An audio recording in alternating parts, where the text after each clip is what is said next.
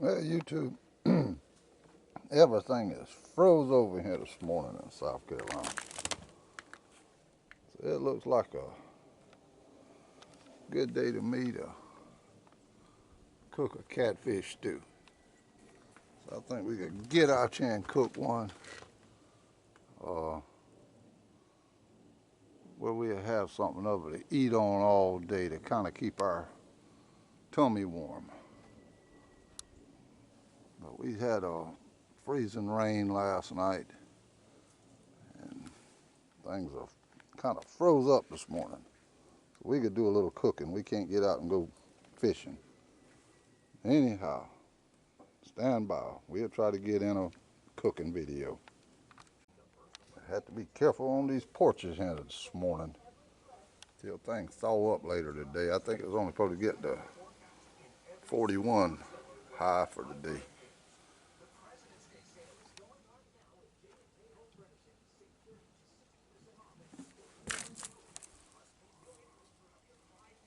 The wife's bean things that she let run upside the porch and even got icicles hanging off of them.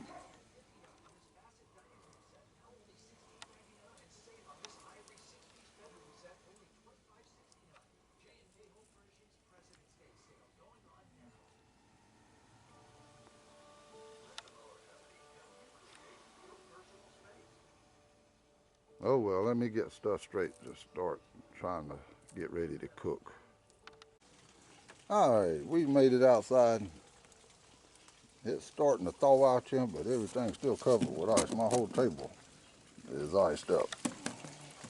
My skinning thing here to scale my fish on and clean my fish. The old deer cleaning table still froze up. But anyhow, we could go ahead and get started with this stew. Water's just a drip and the trees is thawing out. But we could put some tomato juice in there to start with and get it to going. Got the Louisiana hot sauce there. Got some shrimp mixed in there with the catfish. Probably got 5 or 6 pounds of catfish there with a few shrimp. The wifey wanted some shrimp through in there. So I ain't know whether to call it a shrimp creole or a catfish stew. But I guess we got more catfish, so we could call it a catfish stew. Got some bell pepper, some bacon in pieces, a chopped up onion, and some celery. You can add carrots to it or any other kind of vegetable or what do you want to add to yours. But that's what I had in the house today, and that's what we going with. But I'm gonna go ahead and get this tomato juice in there. And first thing we'll put in after we get the tomato juice to go in is the bacon in pieces there. And we'll be on the way to cooking. I almost forgot about the potatoes. I had to go back in the house and get them. And I was about to get started here. I remembered I left the potatoes in the house. But we could get the cooking here. If none of these trees, if an ice sickle don't break off and hit me in the top of the head. But get started here and get this fire to going. I almost forgot about the tomato paste. But I always put 1 or 2 small cans of tomato paste in there to thicken up that juice. I don't like mine too runny, but I don't like it too thick. If you get it too thick, 2 cans makes it too thick, or 1 big can makes it too thick, you can always add a little bit of water to thin it out, how thin you want it or thick you want it. But we got the fire going over there and bringing that tomato juice up to a boil. All right, we got our tomato juice starting to simmer. So we could go ahead and add our bacon in pieces in there. Let them simmer for about 15 or 20 minutes or so. Get it cooked up, let it cook in that tomato juice there to start with. If y'all see me picking up some of this stuff with my fingers, my hands are clean. I hadn't dug any earthworms in 2 weeks now. 2 days ago since I cleaned them fish, and I've cut my fingernail since then. And besides, I washed my hands probably 10 or 15 times while I was cutting up onions and peeling potatoes. So we good to go. We'll let this here boil and simmer here for about 15 or 20 minutes, and then we'll start adding the potatoes.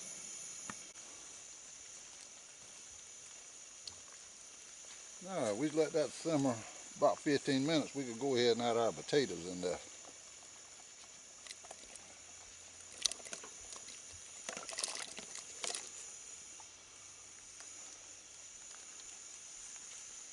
Add them to it. Back when I was a young fella on a day like today, we hit icy and all that, I'd have had my beagles, and I'd have been down there in them woods running some rabbits somewhere or another. Now, I used to love rabbit hunting, them little small dogs, beagles, or first dogs I had was just house dogs that hung around the house. I learned them how to run rabbit. I'd go rabbit hunting with them. They had enough blood in them, they'd run a rabbit. We can let that simmer there a minute and we'll start adding some more stuff. Alright, we could go ahead and add our onions, our bell peppers, and our celery in there. Man, we'll have it smelling good right here in a minute. The neighbors across the woods over there will be smelling this thing here in a little bit.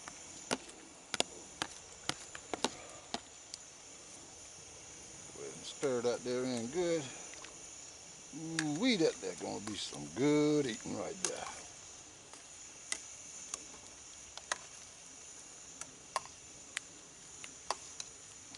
Let it cook up good there for a minute. We'll start adding some meat in a little bit. That's what I'm talking about. I had to change lids because I was scared that a cold drop of that water was going to fall off of one of them icicles up there directly and hit that glass lid I had up there. And we all know what'll happen if cold water hits hot cast iron or hot glass. Something's going to pop. Go ahead and add some salt to this thing.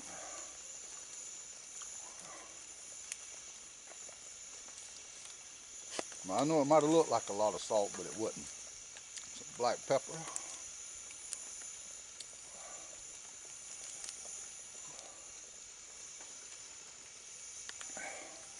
Won't be long, we'll be adding some fish and some shrimp in there. Thing's starting to smell so good now, make a puppy pull a freight train. Go ahead and add our tomato paste in there. Start thickening up this juice some.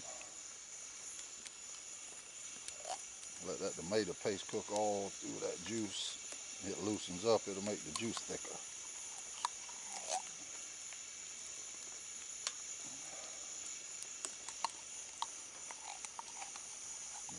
One thing about cooking a fish stew, you can add whatever you want to add to it, or don't put in whatever you don't want to put in.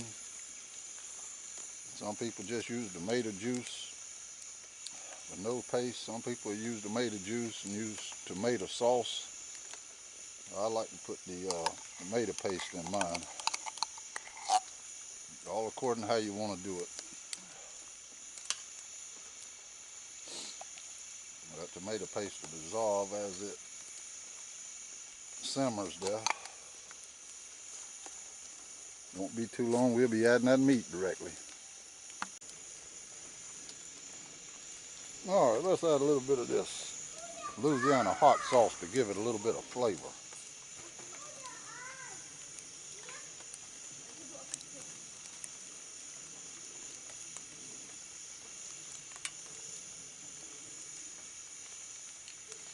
That should be enough.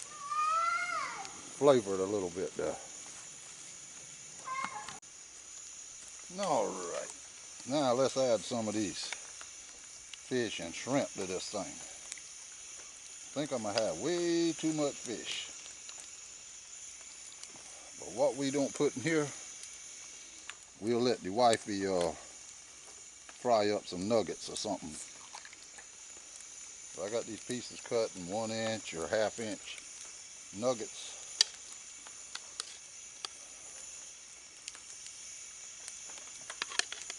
We got shrimp in there and catfish.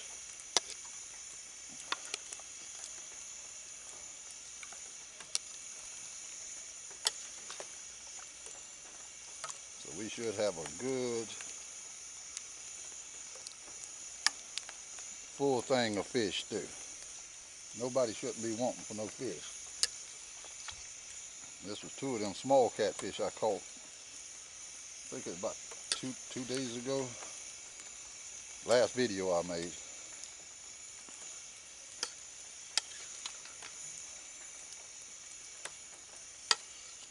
Make sure we get all them shrimp in there.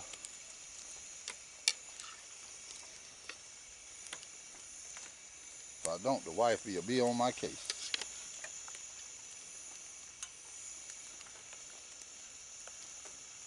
And it's too cold for me to sleep outside tonight.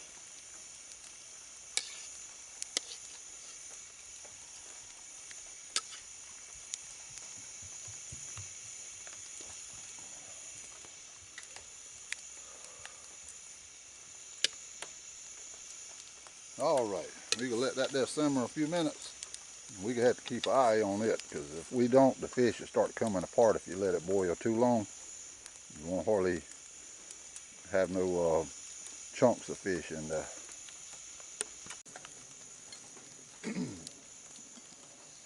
All right, we let that fish simmer between 5 and 10 minutes. Ain't want it to simmer too long. Ain't want that fish to come apart. We're fixing to throw some red pepper in there to give it a little bit of kick. I done dipped Nadine some out of here before I added this here.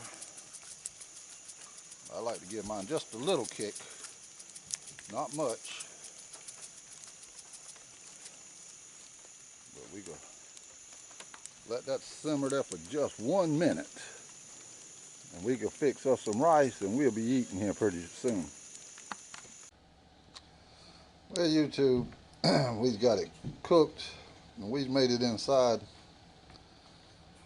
And Grace and Nadine has already ate before I could get in here and start getting my plate fixed. But now I'm fixing mine, and that's how I make my stew. Many different ways to make it, but that's just one of the ways I do mine there. But we go sit down and enjoy it on this cold, crisp, icy, freezing day. Ice! That's right, ice, Nadine. Yeah. This is what we could have for our dinner. We got to get outside and cook at least. Mom. At least we was outside, Nadine. And they had already ate and left me all these dishes right here that have to do. Ain't that something, Nadine? Anyhow, I hope you enjoyed, and just thought I'd bring you part of our day and how we spent the day here cooking us a fish stew. Catch you the next time, YouTube.